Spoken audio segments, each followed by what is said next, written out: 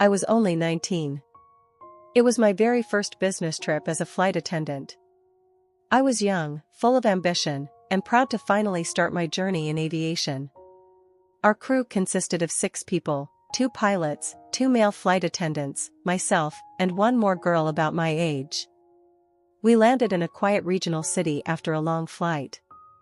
The plan was to stay for several days before flying back. As usual, we had a post-flight briefing in the hotel lounge.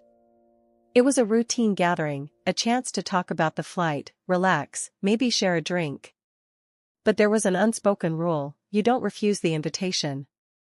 Saying no could damage your relationship with the captain and other senior crew members. At first, everything seemed normal. The pilots acted respectfully, joking around, sharing stories. I felt tired after an hour and quietly said I wanted to go rest. The captain looked me dead in the eyes and said, "Sit with us a bit longer, or don't you respect us?" I froze. It wasn't a question. It was a test. And I didn't dare fail it. So I stayed. As the night dragged on, the men drank more. Their words got slurred, their jokes got darker. I started to feel uneasy. Something in the room shifted, like a storm building in silence. I looked over at my fellow stewardess. She seemed tense too, but we didn't say a word. Eventually, I stood up and said I was going to bed. I needed to get out. They let me go. She stayed. But something inside me kept screaming that something was wrong. 30 minutes later, I went back. I don't know why, maybe guilt, maybe instinct. But what I saw when I opened that door is something I'll never forget. The captain, over 50, drunk out of his mind, was forcing himself on her. She was terrified, frozen. I screamed, "Get away from her." He looked at me like I had interrupted a meal. Then he got up. And he came toward me. All 100 kilograms of him. He reeked of alcohol. He was mumbling, angry, desperate. And then he said it. "I want to F***ku. Do you hear me?"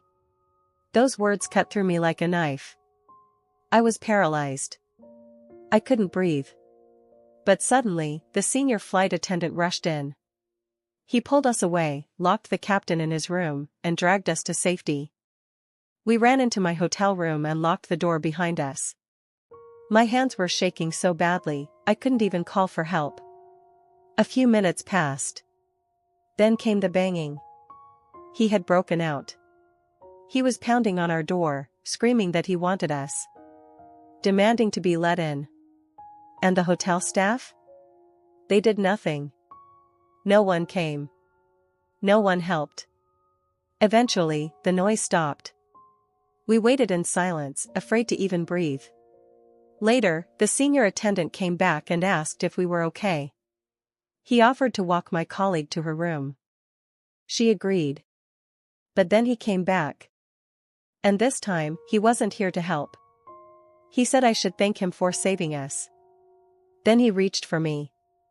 I pushed him away and told him to leave. I locked the door. I cried all night.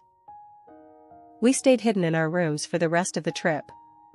When the return flight finally came, no one said a word. No one apologized. No one acknowledged what happened. They acted like they remembered nothing. They had families. Wives. Children. Ironically, many of their wives were instructors at our airline. I learned 2 things on that trip. First, being strong sometimes just means surviving. And second, silence is what allows monsters to thrive. So I speak up now. Not for pity. Not for drama. But to remind you, and myself, that violence is never acceptable. No matter how drunk someone is. No matter how powerful. No matter what you've worn or where you've been. If someone hurts you, it is not your fault. You are not to blame for someone else's inability to control themselves. Speak out. Don't let their silence win. That's all. If you liked this video, please subscribe and comment below.